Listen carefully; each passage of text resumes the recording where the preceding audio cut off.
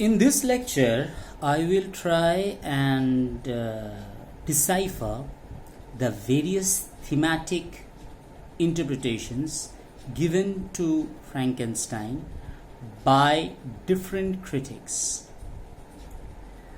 Mary Shelley's Frankenstein has been read as the embodiment of scientific hubris, of the enraged working class, of maternal and neonatal monstrosity, and of male homosexual panic. In particular, among the most persuasive reading have been those of psychoanalytic feminism, where we see the monstrous maternity of female authorship, together with gay, male-oriented studies that sees it as an example of paranoid Gothic. Visible between these readings are moments in the novel at which representation of identification between women almost, but not quite, slide over into the representations of desire between women. Visible too is the penumbra of moments surrounding the novels in which legibly sapphic engagement elicit varying degrees of horror, dismay, and embarrassment. Sapphic engagement means the Greek character of Sappho and Phao, who are the first of the homoerotic bonds being discussed in the writings. Alongside claims for Frankenstein's importance to science fiction, however, were continued arguments for the novel's high cultural status. It is no simple tale of shock or horror, but a complex narrative technique and a sophisticated understandings of the problems of interpretation. For Gay Clifford, now I'll give the various critics and their opinion. For Gay Clifford, its technique of first-person narration demonstrates three narrative solipsism and thereby avoids romantic cliches.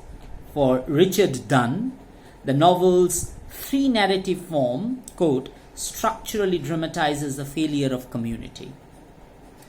Quote close. In the 1990s, many claim for the novel's literary sophistications are made in high theory modes. Thomas Dutoit reads The Creature through Michel Foucault's theorization of the body as spectacle, while Hélène Godin works insightful with Foucault's theory of discipline as well as spectacle. Reading also exfoliates from the deconstructionists' interest in deference/deferral, supplements and traces, figuration and monstrosity. Morton Kaplan saw Victor, a son's classic Oedipal desire to displace the father and marry the mother, and in The Monster, a return of Victor's repressed desire for and hatred of the mother. In these Freudian terms, the creature, Victor's doppelganger or double, is the id repressed by the ego, but escaping to act out the ego's subconscious desire. His accusation against Justine thus enacts Victor's irrational anger against a too seductive mother. You see Kneuf Flammmacher called the novel, to quote, a fantasy designed to relieve Mary's deep personal anxieties about her relation to her parents, that is, of Mary Wollstonecraft and William Godwin. While J.M. Hill interpreted it as a Freudian, quote-unquote, family romance of Victor's incestuous desire for a mother's exclusive love, and thus as Mary Shelley's attempt to detach herself by the authorial otherness from her own obsessive desire for a mother's love. Some readings applied Freudian concept to the novel's structure. Kaplan compared its Gothic horror form to a nightmare, and Daniel Cotton read the narrative's carefully organizing structure as a Freudian displacement of repressed disorder. For Joseph Kestner, the novel's tale within a tale structure was a kind of narcissism, the pathological egoism that turns the outer world of others into a mirror of the self.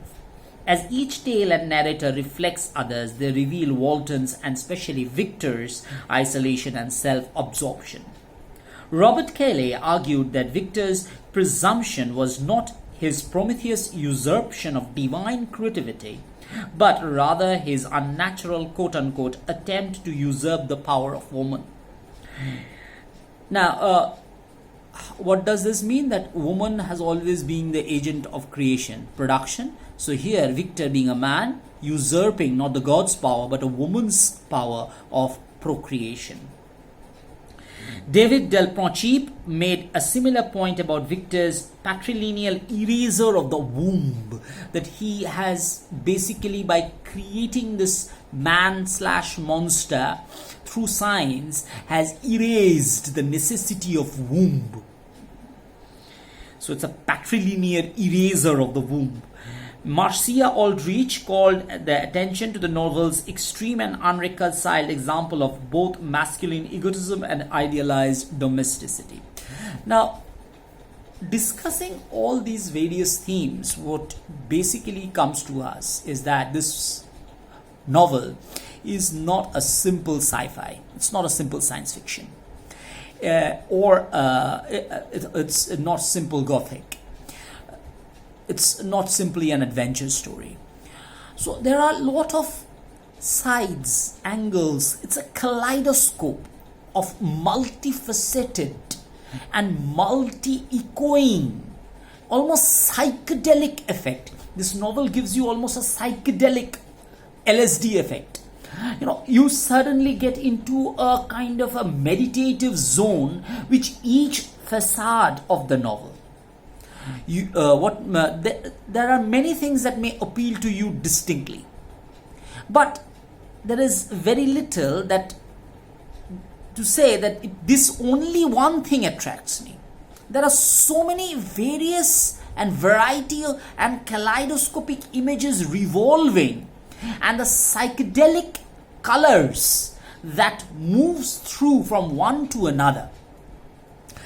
When you are looking at it from sci-fi, you can get this creation of a man. It's not post-human. It's not robotic as of created by Asimov. It's not AI, artificial intelligence. So what we have here is almost Da Vinci's Vitruvian Man being realistically involved and evolved. Okay, so it's more an evolution than a revolution that we see in Victor's creation of a man/monster. From the point of view of adventure story, well, what appears as a simple journey for Walton from one geographic part to the other, from a topological to the topological parts, suddenly becomes topographical. And there is a kind of elemental unheimlich in Walton that is definitely an echo of Renaissance ideal of l'amour de l'impossible, the love for impossible, or as Aristotle has said in Greek, eros ton adgoniton. So what we see from Walton's point of view, it becomes different. It's just not just a topological or geographic journey from one contour to the other, from England to the North Pole.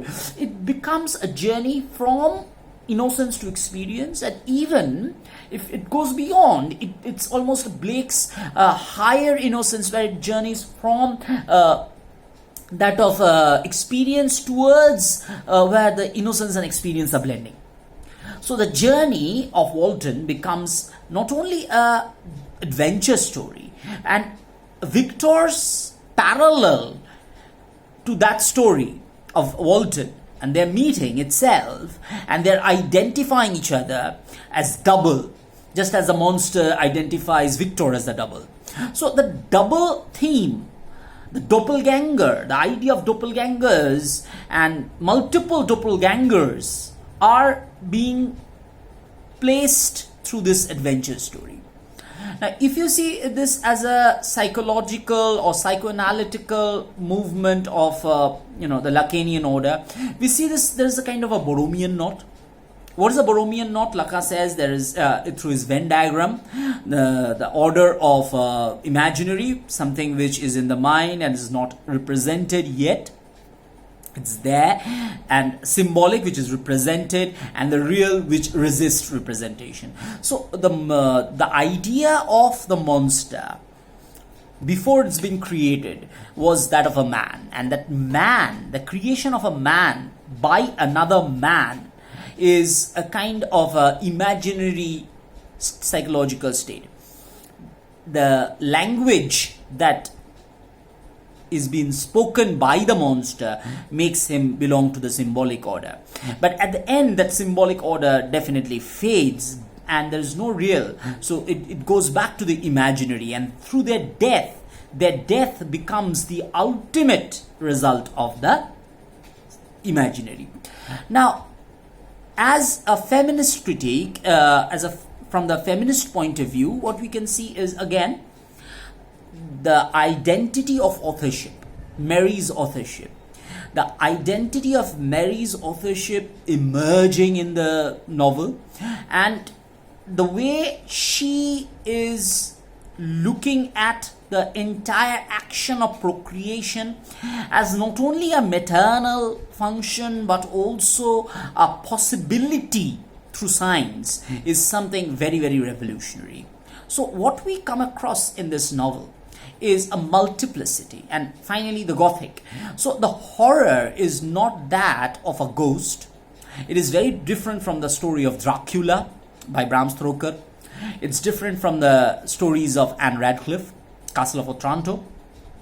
Here, the fear that is being shown is the fear within and not the without. The fear that the creator feels towards the created, rather than the opposite. So that fear is the inner fear of acknowledging that the creation has gone beyond the creator's identity. Okay, so I hope I could make myself clear through these discussions. Thank you. Wish to see you in the next session. Goodbye.